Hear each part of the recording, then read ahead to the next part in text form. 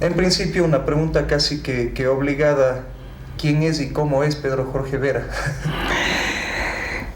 Caramba, a mí no me gusta hablar de mí precisamente, pero quizás de mis libros, ya que son como hijos, se puede hablar. Bueno, yo soy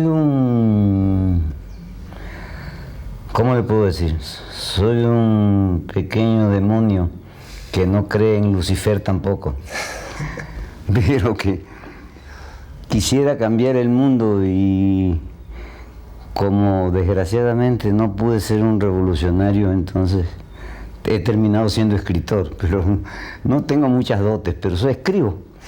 Y escribo libros que tienen un solo mérito, que son auténticos, que son escritos con la sangre nada más.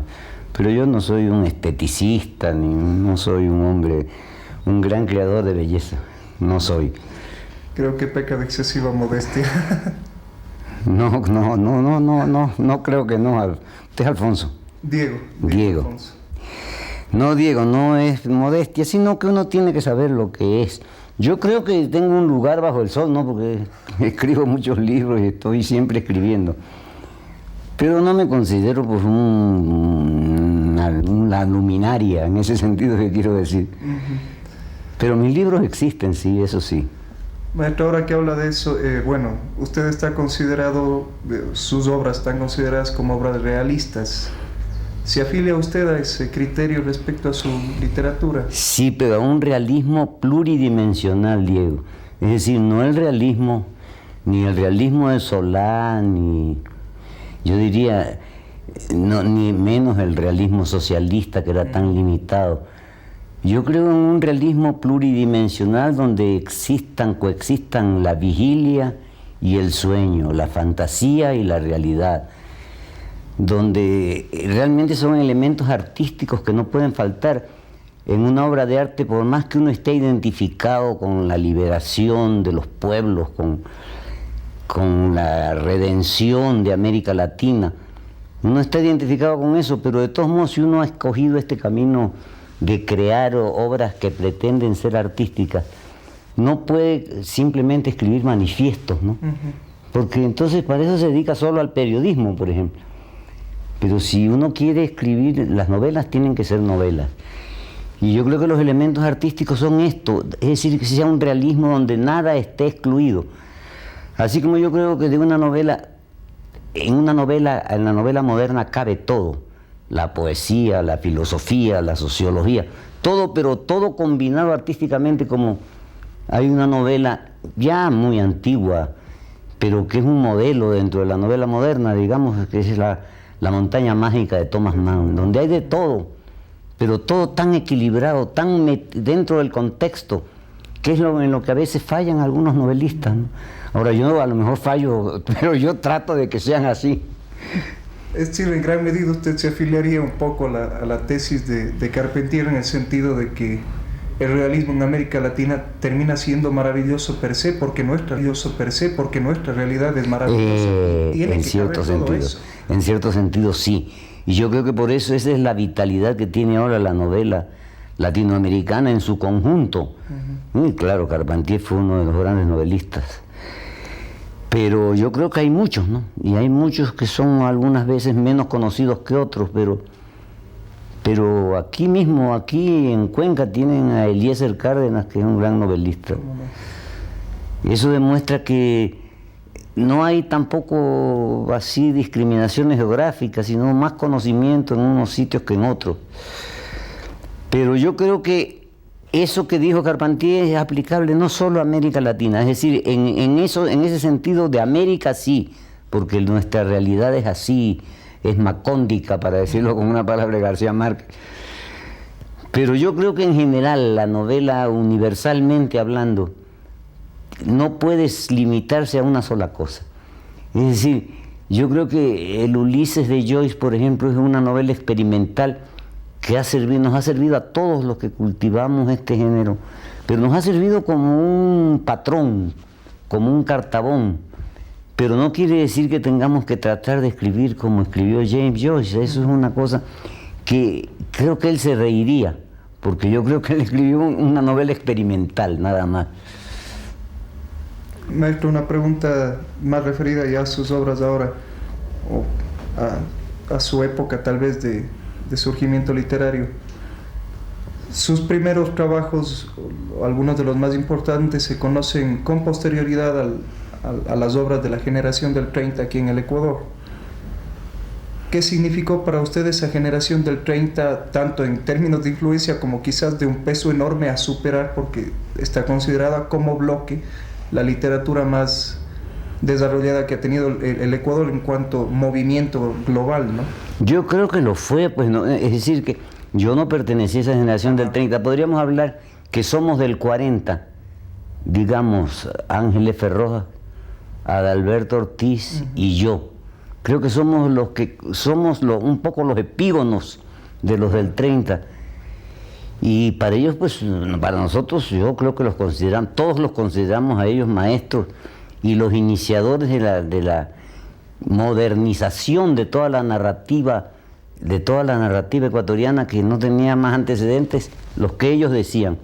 Luisa Martínez con A la Costa y José Antonio Campos, que escribía esas estampas, que ustedes tal vez lo conocen, Jack the Ripper.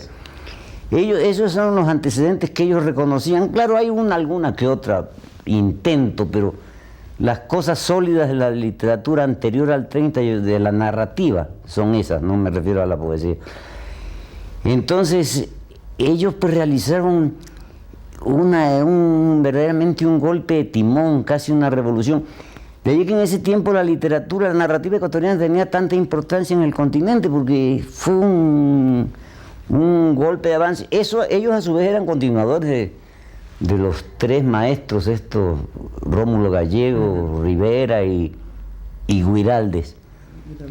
Pero en cierto sentido, y ellos como promoción, como trabajo en conjunto, como intensidad, fueron extraordinarios, ¿no? Yo creo que allí comienza toda la narrativa contemporánea con ellos, con los 7. Con los 7 del grupo de Guayaquil. Son 5 del grupo de Guayaquil, más Pablo Palacio y Jorge Icaza. Exacto. Maestro, 2 preguntas, otra vez cambiándonos de tema. Diga. Relacionadas la una con la otra. Evidentemente usted perteneció a una generación que vivió bajo un signo ideológico muy preciso, ¿no? Usted decía al comenzar su intervención que evidentemente usted siempre se considera un revolucionario, alguien que quiere cambiar el mundo, pero que lamentablemente nunca fue revolucionario. Poco retomando lo que Iván Carvajal decía el lunes, para él, sin embargo, los únicos realmente revolucionarios que hubieron en este país fueron precisamente esos, los revolucionarios de café. ¿Qué ha ocurrido con usted en estos momentos después de un poco de esa, como se llama, el fin de ideologías, de utopías? ¿Qué piensa usted respecto a eso? Bueno, yo, en primer lugar, creo que el hombre tiene que vivir siempre con una utopía. Así ha vivido siempre, ¿no? Es utopía, la utopía es relativa, porque no es lo inalcanzable, sino lo que parece inalcanzable. De modo que yo en ese sentido sigo igual. A lo que me refería cuando dije que era un revolucionario es que quizás yo habría sido más útil al pueblo ecuatoriano siendo un revolucionario, pero a mí Joaquín Gallegos me metió en la literatura y ya no pude salirme de ella.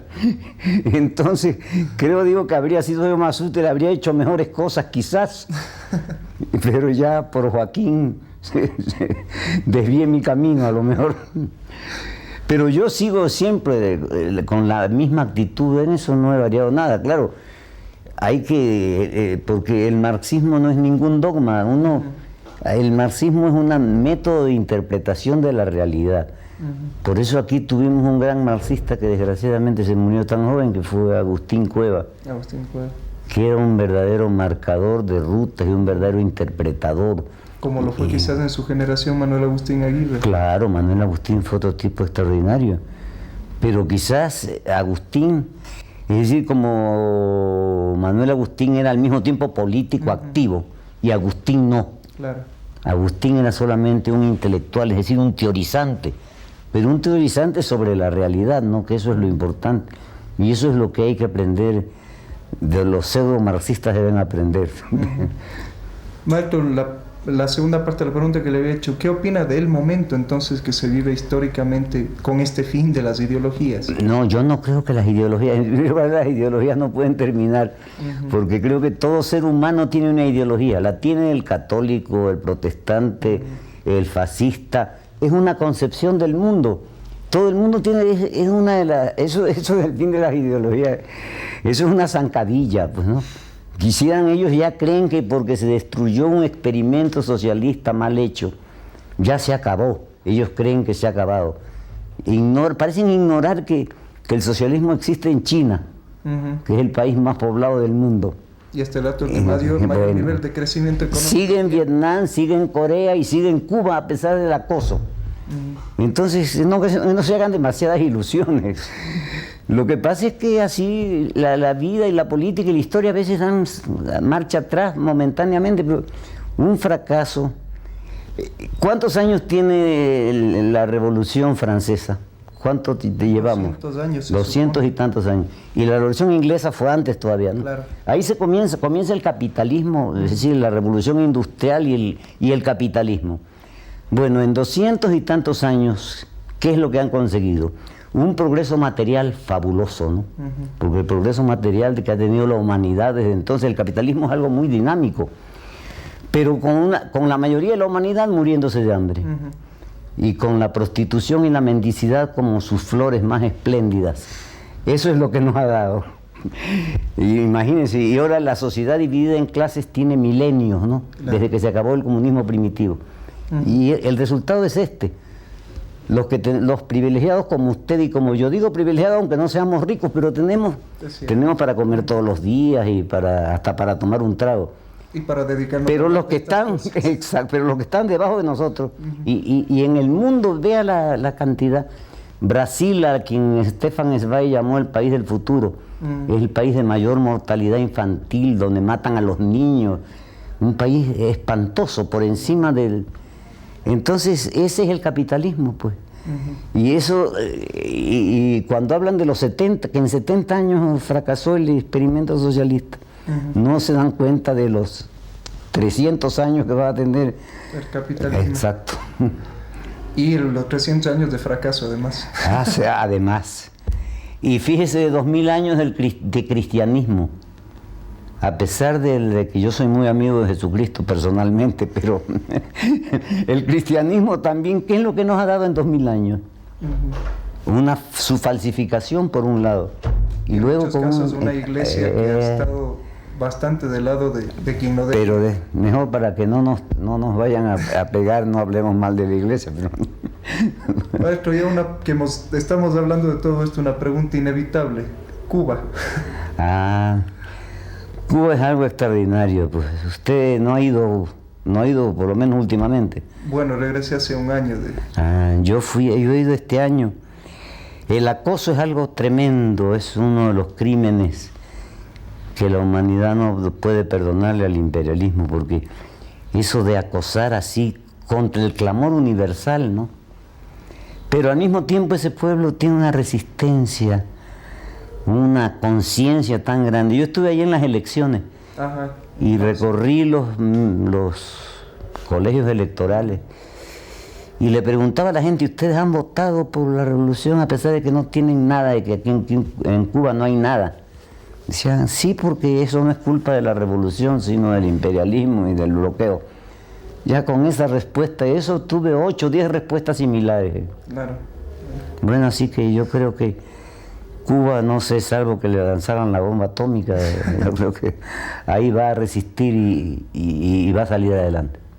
Maestro, una pregunta sobre Cuba mismo. La cultura cubana, desde mi punto de vista, poco para introducirle, pienso que es una de las culturas, como cultura nacional, más sólidas de América Latina, ¿no? Y con proceso de formación que se inició antes de Martí, pero que comenzó a cuajar ya en términos de cultura nacional precisamente con José Martí, ¿no?